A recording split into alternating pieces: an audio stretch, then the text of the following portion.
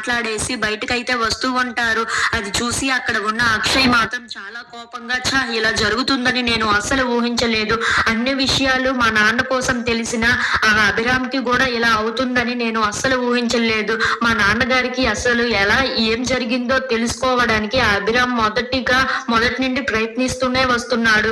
ఇప్పుడు ఏమో అన్ని సాక్ష్యాలు దొరుకుతాయి అని అనుకుంటే ఇప్పుడు ఈ అభిరామ్‌కి ఇలా జరుగుతుందని నేను అనుకోలేదు అని చెప్పేసైతే అనుకుంటూ బాధపడుతూ ఉంటాడు. ఆ మాటలు విని అక్కడ ఉన్న అవని అయితే ఇవన్నీ జరుగుతున్నది నా వల్లనేనండి అని చెప్పేసైతే అంటూ ఉంటుంది.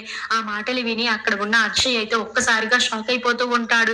ఏంటి అవని నువ్వేం మాట్లాడుతున్నావు అని చెప్పేసైతే అడుగుతూ ఉంటాడు. ఇంతలో అక్కడ ఉన్న అవని మాత్రం అవునండి ఇన్నాళ్లుగా మీ దగ్గర నేను ఒక విషయం దాచిపెట్టాను అని చెప్పేసైతే అంటూ ఉంటుంది. ఆ మాటలు విని అక్కడ ఉన్న అక్షయ్ అయితే ఏంటి నా దగ్గర ఏ విషయమో దాచిపెట్టావా?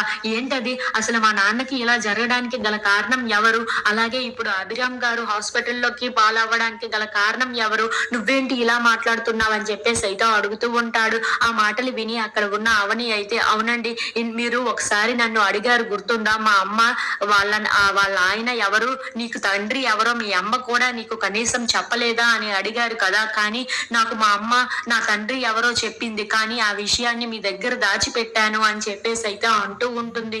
ఇవన్నీ జరగడానికి గల కారణం కూడా ఇప్పుడు అతనే అని చెప్పేసైతే అంటూ ఉంటుంది. ఆ మాటలు విని అక్కడ ఉన్న అక్షయ్ అయితే ఒక్కసారిగా షాక్ అయిపోయి ఎవరు అని చెప్పేసైతే అడుగుతూ ఉంటాడు. ఇంతలో అక్కడ ఉన్న అవని అయితే ఎవరో కాదండి చక్రధర్ అని చెప్పేసైతే అంటూ ఉంటుంది. ఆ మాటలు విని అక్కడ ఉన్న అక్షయ్ అయితే ఒక్కసారిగా షాక్ అయిపోతూ ఉంటాడు. ఇంతలో అక్కడ ఉన్న అవని మాత్రం అవునండి అని చెప్పేసైతే అంటూ జరిగిన విషయాలు మొత్తం చెప్తూ ఉంటుంది. ఇప్పుడు ఇవన్నీ జరుపుతున్నది కూడా ఆ చక్రధరే అయ్యి ఉండాలి అని చెప్పేసైతే అంటూ ఉంటుంది. ఆ మాటలు విని అక్కడ ఉన్న అక్షయ్ అయితే చాలా కోపంగా అయితే చక్రధర్ దగ్గరికి బయలుదేరుతూ ఉంటాడు.